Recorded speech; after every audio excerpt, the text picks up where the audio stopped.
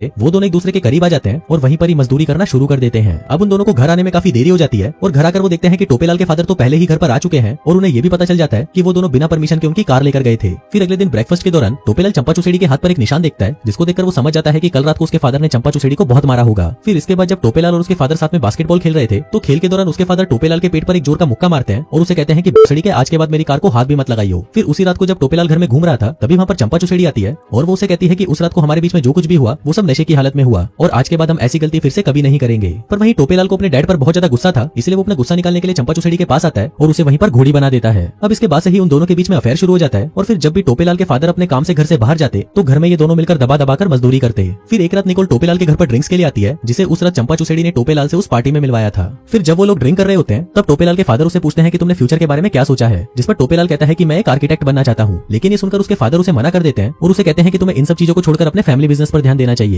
अभी सुनकर टोपेलाल को बिल्कुल भी अच्छा नहीं लगता और वो वहाँ से उठकर निकोल के साथ डेट पर चला जाता है। फिर जब टोपेलाल आधी रात को वापस घर पर आता है तो वहाँ पर उसे चंपा चुसेड़ी मिलती है। फिर टोपेलाल चंपा को कहता है कि उसके डैड उसकी लाइफ कंट्रोल कर रहे हैं, इसलिए उसे जल्दी ही यहाँ से जाना है। लेकिन इस पर चंपा चुसेड़ी उसे कहती है कि तुम मुझे छोड़कर नहीं जा सकते, मैं भी यहाँ पर नहीं रहना चाहती, इसलिए तुम मुझे अपने साथ ले चलो। लेकिन टोपेलाल इस पर उसे कोई जवाब नहीं देता और वहाँ से चला जाता है। फिर अगले दिन टोपेलाल अपने फादर के साथ शिकार करने के लिए जंगल में जाता है, जहाँ पर उसके फादर उसे बताते हैं कि उन्हें चंपा चुसेड़ी पर शक है कि उसका किसी और के साथ अफेयर चल रहा है। फिर जब ये लोग शिकार कर रहे होते हैं तो टोपेलाल वहाँ पर छुपकर अपने ही फादर पर गन पॉइंट करने लगता है, पर वो उस टाइम उन पर गोली नहीं चलाता। अब क्योंकि उसके फादर को चंपा चुसेड़ी पर शक हो गया था, इसलिए टोपेलाल अब चंपा चुसेड़ी के साथ ब्रेकअप करने का डिसाइड करता है। पर इससे पहले वो दोनों एक होटल में मिलते हैं, जहाँ पर पहले तो वो दोनों दबाकर मजदूरी करते हैं और फिर इसके बाद टोपेलाल चंपा चुसेड़ी को बताता है कि मेरे फादर को तुम पर शक हो गया है, इसलिए अब हमें इस रिलेशनशिप को यहीं खत्म करना होगा। अभी सुनकर चंपा चुसेड़ी को बिल्कुल भी अच्छा नहीं लगता और वो दोनों फिर से एक दूसरे के साथ मजदूरी करने लग जाते हैं और 2 राउंड लेने के बाद टोपेलाल वहीं पर थककर सो जाता है। फिर थोड़ी देर बाद जब टोपेलाल की आंख खुलती है तो वो देखता है कि चंपा चुसेड़ी वहाँ से जा चुकी है। इसके बाद जब टोपेलाल वापस अपने घर आता है तो वो ये देखकर शॉक्ड हो जाता है कि उसके फादर को किसी ने मार दिया है। अभी देखकर टोपेलाल बहुत ज्यादा घबरा जाता है और तुरंत वहाँ पर पुलिस को बुला लेता है। फिर थोड़ी देर बाद वहाँ पर चंपा आती है तो वो भी अपने मरे हुए हस्बैंड को देखकर शॉक्ड हो जाती है। इसके बाद पुलिस उन दोनों से पूछताछ करना शुरू कर देती है और चंपा चुसेड़ी और टोपेलाल से पूछती है कि तुम दोनों आज रात को कहाँ पर थे, जिस पर चंपा चुसेड़ी उन्हें बताती है कि वो तो अपनी दोस्त निकोल के साथ थी और वहीं टोपेलाल उन्हें बताता है कि वो आज रात को मूवी देखने गया था।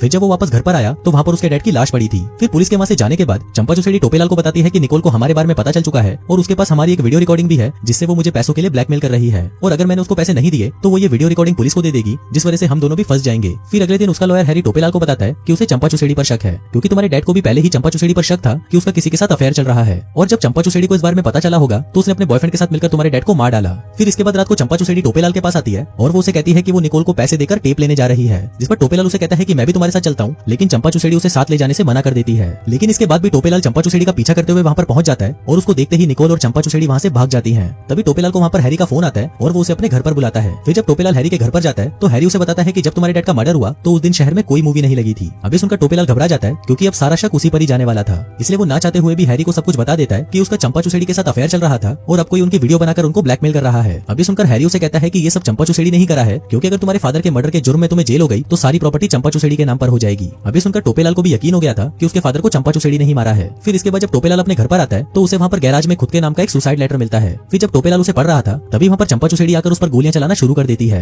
लेकिन टोपेलाल उससे बच जाता है और वो चंपा चुसेड़ी को पकड़ लेता है। पर इस पर चंपा उसे कहती है कि उसे तो लगा कि ये वही किलर है, इसीलिए वो उस पर गोलियां चला रही थी। अब यहाँ पर टोपेलाल को कुछ भी समझ नहीं आ रहा था कि वो किस पर विश्वास करे, इसलिए वो सीधा हैरी के पास चला जाता है, जहाँ पर हैरी के बोलने पर वो पुलिस वालों को सारी सच्चाई बता देता है और यहीं से फिल्म वापस प्रेजेंट में आ जाती है। लेकिन टोपेलाल की सच्चाई सुनने के बाद पुलिस वालों को उसी पर ही शक होता है, इसलिए वो उसे गिरफ्तार कर लेते हैं। फिर कुछ दिनों बाद हम निकोल को देखते हैं, जो कि पुलिस स्टेशन आकर टोपेलाल को बताती है कि उसके फादर को चंपा ने ही मारा है। दरअसल उसका प्लान था कि वो तुम दोनों को मारकर तुम्हारी सारी प्रॉपर्टी अपने नाम करना चाहती थी। अब निकोल का ये स्टेटमेंट सुनकर पुलिस वाले टोपेलाल को छोड़ देती है और उसके फादर की सारी प्रॉपर्टी वापस उसके नाम हो जाती है। फिर इसके बाद जब टोपेलाल अपने घर पर होता है तो उसे चिमनी के अंदर एक मर्डर वेपन मिलता है। तभी वहाँ पर निकोल भी आ जाती है और यहाँ पर हमें पता चलता है कि निकोल और कोई नहीं बल्कि टोपेलाल की गर्लफ्रेंड स्टेसी है और उन दोनों ने मिलकर ही ये पूरा प्लान बनाया था। दरअसल टोपेलाल रोज अपने डैड को खाने में जहर मिलाकर दे रहा था, जिस वजह से उनकी मौत हो गई। फिर उनके मरने के बाद स्टेसी ने उनके मुंह पर तलवार से कट लगा दिया, जिससे सबको लगे कि उनका मर्डर हुआ है। और इसके साथ ही हमें ये भी पता चलता है कि उन्होंने चंपा चुसेड़ी को भी मार डाला है। फिर टोपेलाल स्टेसी से पूछता है कि तुमने चंपा चुसेड़ी की बॉडी के साथ क्या किया, तो स्टेसी उसे बताती है कि वो चंपा को जान से नहीं मार पाई, इसलिए उसने उसकी बॉडी को जिंदा ही खाई में फेंक दिया। अभी सुनकर टोपेलाल को बहुत गुस्सा आता है, क्योंकि चंपा चुसेड़ी अभी भी जिंदा हो सकती थी। इसके बाद वो दोनों चंपा चुसेड़ी को वहाँ पर ढूंढने जाते हैं और वहाँ पर उन्हें चंपा चुसेड़ी का नेकलेस मिलता है, जिसको देखकर वो समझ जाते हैं कि चंपा मर चुकी है। फिर इसके बाद टोपेलाल घर आकर पुलिस को फोन करता है और उन्हें मर्डर वेपन के बारे में बताने लगता है, पर तभी वहाँ पर चंपा चुसेड़ी आ जाती है और वो टोपेलाल के कंधे पर गोली मार देती है, क्योंकि अब उसे भी सब कुछ सच पता चल चुका था।